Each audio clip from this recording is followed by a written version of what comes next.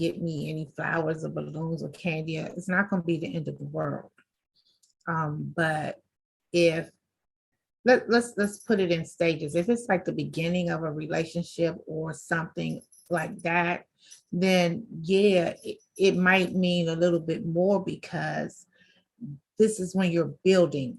And so I would like to know that, be it 1 month, 2 months, 6 months, 7 months, that the time we've spent together has been important to you. So maybe a card that says something along the lines of, hey, um, it's been a wonderful whatever, whatever. I'm glad you're in my life, whatever. It might mean a little bit more as opposed to if I've been with somebody for some years.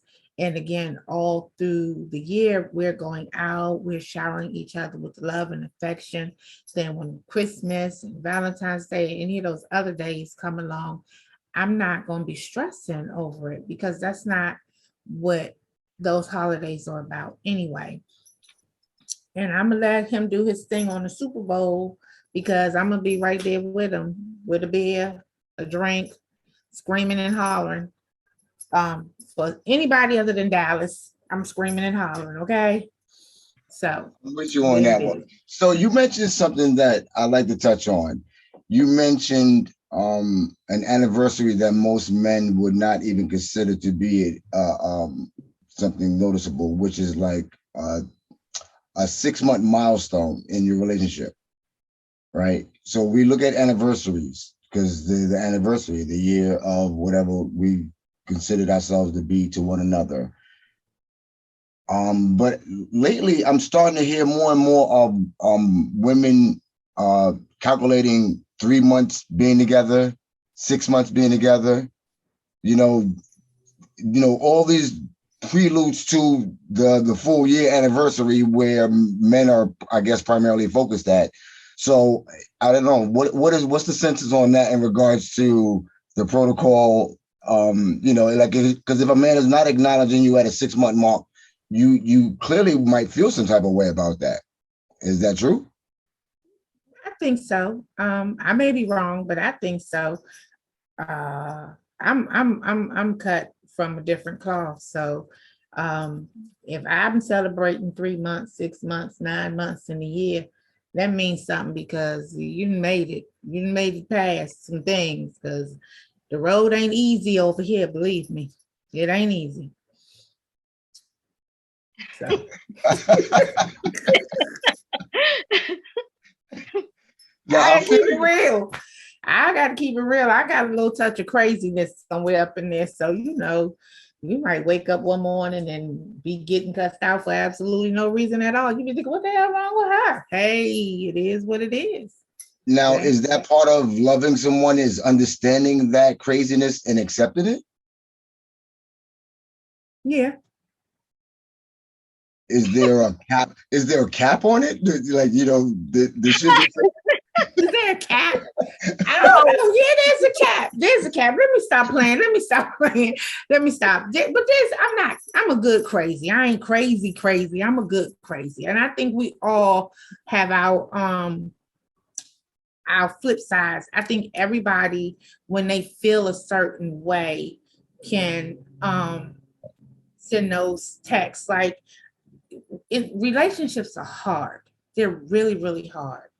And when you're trying to build a new relationship, especially if you've come from some things and you look for triggers or warning signs, don't always necessarily mean it is what it is, but people, I believe for me,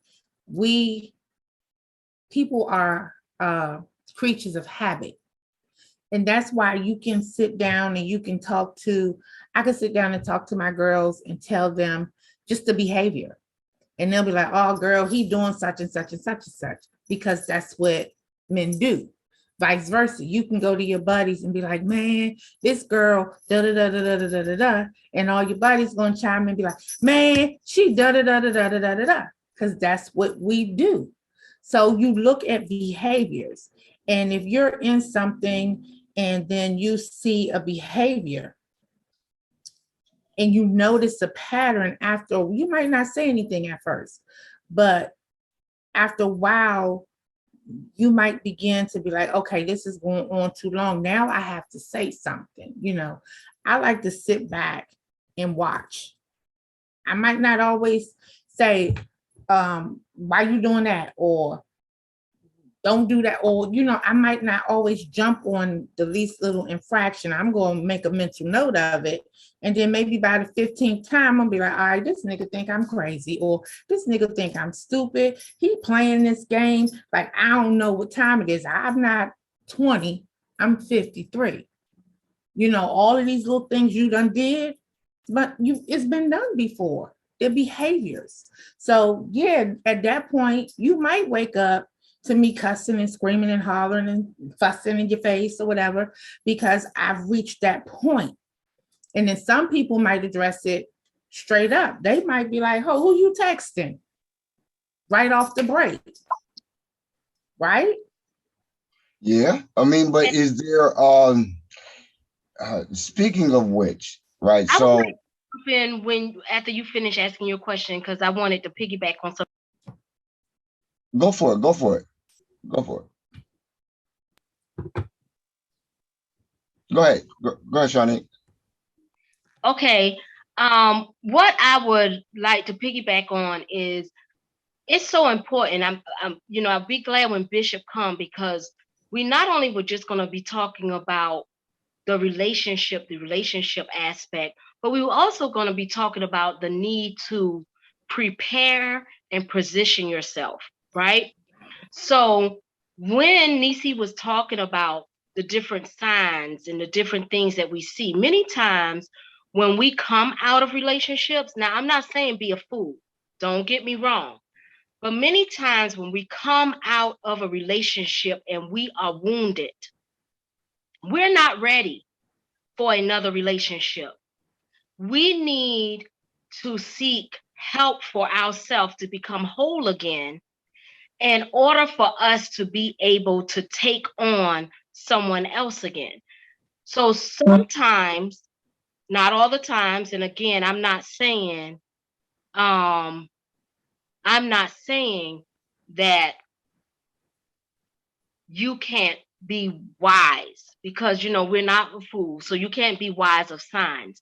But sometimes you're on such a high guard from the point of being hurt, being abused, and all of those things, that you automatically assume that someone is doing something outside of what they may be doing. And sometimes they could be actually taking care of business or actually doing some things that are legit, but you can't see that, because to you,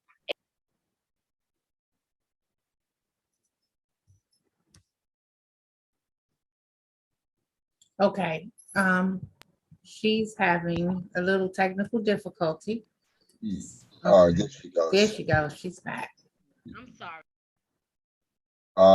You're muted again.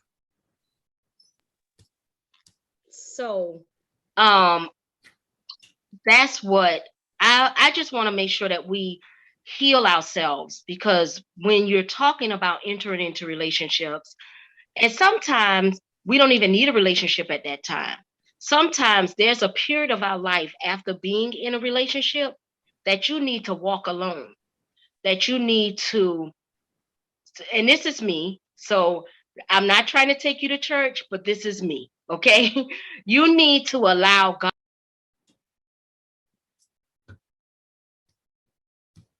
to be able to be vulnerable to God, for him to show you. Did you repeat that whole thing over again? Because I missed that one. Yeah, just repeat that whole phrase back over to me, because I missed that. Okay, I said sometimes you have to allow yourself to be vulnerable to God, for God to be able to show you, because we can't see us, right?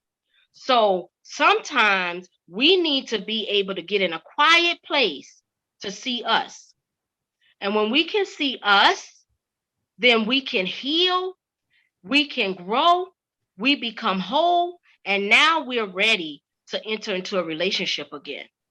But it also needs to be the right person, which is also something our guest is going to talk about.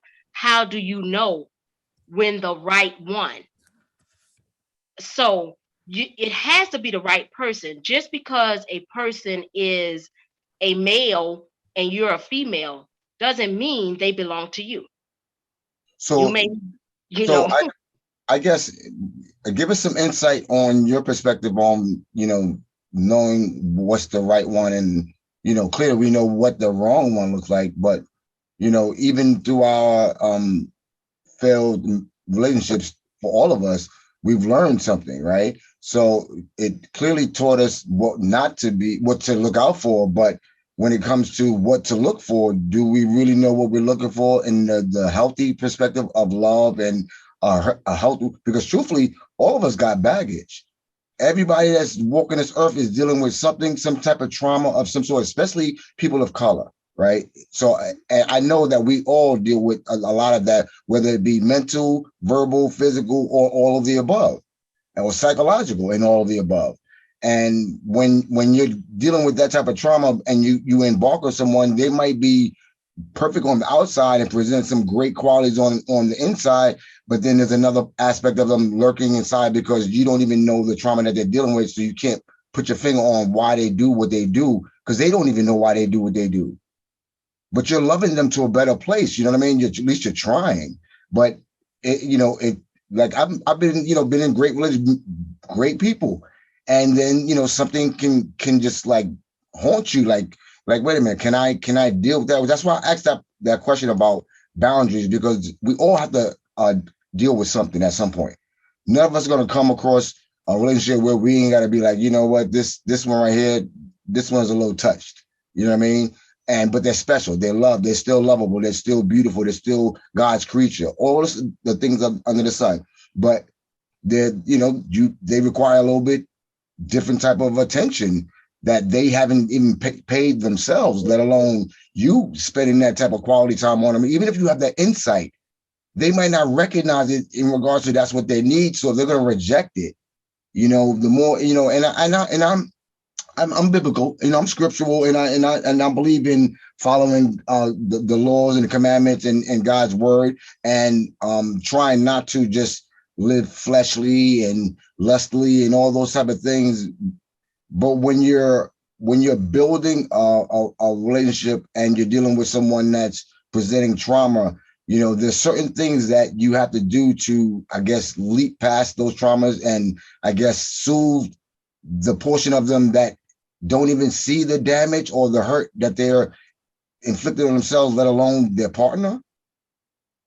Because like I said, we all have trauma. So we all come with something. And me, like, for example, so when you touched on the male having a viable excuse as to things that might be a red flag to you, the person working, but you thinking they're out doing something else.